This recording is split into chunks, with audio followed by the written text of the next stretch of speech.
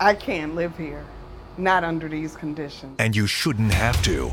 Nor should pregnant women fall through deteriorated balconies. Her legs was all scarred up. Deal with infestation, mold, and holes in the wall. I'm just waiting for the ceiling to fall in. Now state and county leaders have joined problem solver Melissa Hippolyte to make changes, watching how your tax dollars are spent to maintain low-income housing. We have a responsibility both as human beings. The problem solvers, we're working for you. Raw sewage on the ground. Like he was coming up like a fountain, like it was very disgusting. Stairs in disrepair. It's like this step. And boarded up windows. Just a few of the 140 code violations Henrico County issued to the Essex Village apartment complex back in November of 2016. It's not a place that anybody should have to exist and live in. But the Section 8 complex had previously received a decent inspection score from the U.S. Department of Housing and Urban Development, a 75B out of 100. HUD did inspections and gave him passing grades, and they just kept right on going. Henrico's Deputy County Manager Doug Middleton maintains the problems the county found did not happen overnight and raised questions at a recent Board of Supervisors meeting about HUD's process for holding landlords who receive millions in taxpayer dollars accountable. There's a problem with the system, sir. That's the best that I can describe it. Deplorable living conditions. In fact, the CBS 6 problem solvers uncovered examples from across the country where similar low-income housing properties had received good inspection scores but had major problems. You've invalidated the score of the 85. Absolutely. Is that rare for HUD? Very rare. For example, at Eureka Gardens in Jacksonville, Florida, HUD was forced to retract its most recent inspection score of 85 when city inspectors found 163 code violations there. People knocked on our door and said we had to get out. And in 2015, the roof collapsed at the Burton apartment complex in Cincinnati, but the property had received an impressive 90 on its most recent federal inspection. HUD has been not the best oversight agency because it's been starved of resources. Michael Kane heads up the national union that represents tenants in privately owned HUD-subsidized properties like Essex Village. He says he's not surprised by our findings. The inspectors, they're counting paper clips while missing the big problems that are plaguing the tenants in many of the buildings. What's the disconnect there? Why are these properties getting good scores and yet having problems? Well, they're using a scoring system designed in the 90s before there was awareness of a lot of these issues, and they just haven't changed it. HUD's Real Estate Assessment Center, called REAC for short, oversees the inspections, which are conducted by private companies contracted by HUD. We dug into Essex Village's latest inspection from December of 2015 and found that just 5% of the nearly 500 apartment units were actually inspected. Is that really a good accountability measure, 5%? No, we don't think so. We think they should look at more. Kane says HUD needs to update its scoring system because he says the current one does not give enough weight to issues like mold and bed bugs. He says tenants also want HUD to involve them in the inspection process. You're saying the inspectors don't talk to the tenants? Yeah, they're told not to.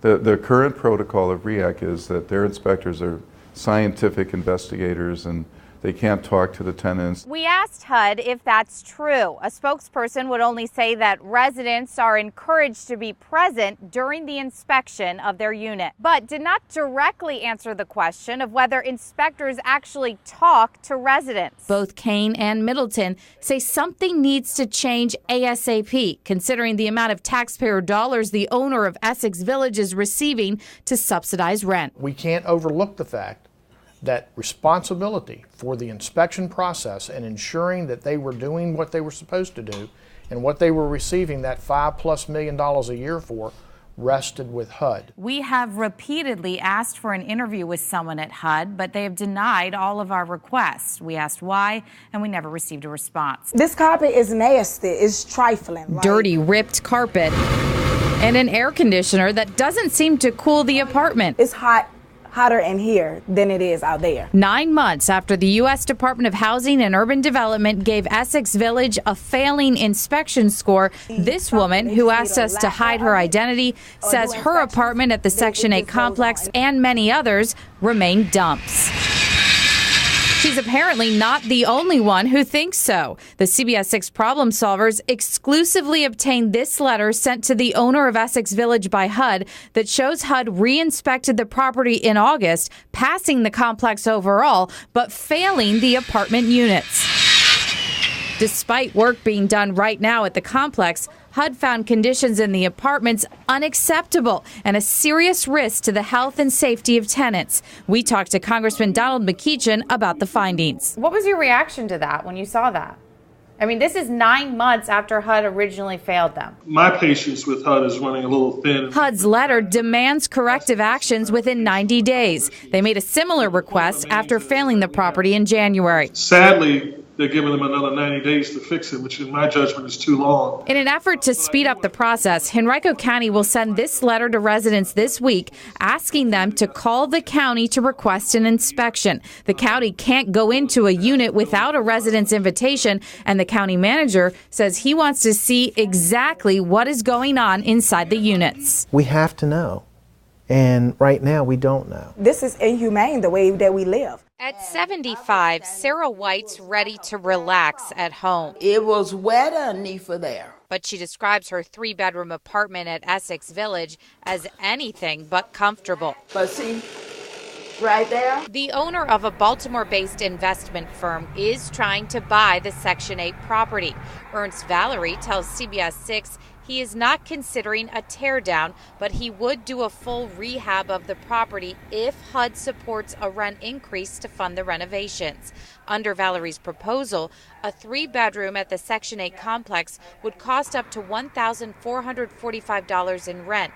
A 1-bedroom, $1,055. Do you think this place is worth more than... No, it don't. Not unless they tear it completely down and rebuild it. Because I think it's rotten through. Those numbers are higher than what HUD calculated for fair market rent in Henrico for next year. He says the money will allow him to fix kitchens, bathrooms, the sewer system, and walls, among other things. County Manager John Vitolkis says the rent increases don't sit well with him since taxpayers are already paying $5.4 million annually to subsidize the complex. So in this case, we now have a new proposed owner that is going to increase rents even more than the rents that were proposed to be increased by the current owner, who we've had many, many problems with. We did some comparison apartment shopping and found a couple of 1 to 3 bedroom apartments in the Short Pump area ranging from about $960 to $1,420.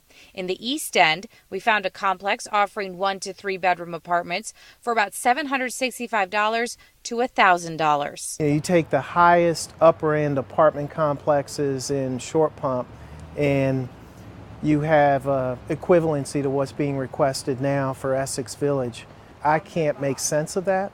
Now, Valerie says the amount that residents would pay would not change. However, the amount that taxpayers would be subsidizing would increase by about 40%. Working for you tonight in Henrico County, I'm Melissa Hippolyte for CBS 6. And the stairwell up there is completely gone. Crystal Miller says she could not believe it when nearly 1 month ago, her boyfriend sent us these photos of a staircase in her Richmond apartment complex. Thought they were supposed to be fixed. By August 31st, they had a deadline. Miller originally talked to the CBS 6 problem solvers back in October about what she and others called the dangerous condition of the stairs at Woodland Crossing. If you look right here, you can see where it's breaking apart. The Section 8 housing complex is managed by the same folks that used to oversee the troubled Essex Village complex in Henrico, PK Management. After a woman slipped and fell on the stairs back in July, a city inspector visited Woodland Crossing and found the property to be, quote, unsafe for the stairways to every building within the apartment complex due to collapsing stairs and possibility of further collapse that could cause further damage or death of persons. The city told PK Management to fix the stairs by the end of August or threatened the complex could be condemned. When we visited in October, all the stairs appeared to be open and in working order, although Miller and others still felt they needed repairs. To me, they're not properly fixing them correctly like they should be for safety issues. So when she and her boyfriend found this staircase in building 3453 shut down in late November, they immediately became concerned and contacted the problem solvers. It was not corrected. We took a look ourselves. What do you need to check out the steps for? Y'all can't be on the property like this. But a man who did not identify himself to us asked us to leave and told us the area was not safe. Are you guys fixing these? You can go to the office and talk to the manager in the office. It's really not safe over here, so I don't know why would you It's not say safe, but how come people are living here? It's not safe for you over here, so I don't want you to get hurt. We were able to see the staircase boarded up with one section of the stairs lying on the ground covered in rust with a hole in one of the stairs. We pulled the engineering report for the stairs prepared back in August. It shows the staircases in that building had cracks in the landings and rust on risers and beams. They're all cracking. The engineers suggested maintenance personnel monitor the area, and if the support is further compromised, the stairs and landing should be replaced. We asked PK Management about the work. The president told us they closed down the staircase to do preventive maintenance on just the landing between the first and second floors. The problem solvers called the city and asked them to take a look. They said the complex remains in compliance and said PK Management only had to submit a plan of correction for the stairs by August 31st. They didn't have to have them all fixed by that date.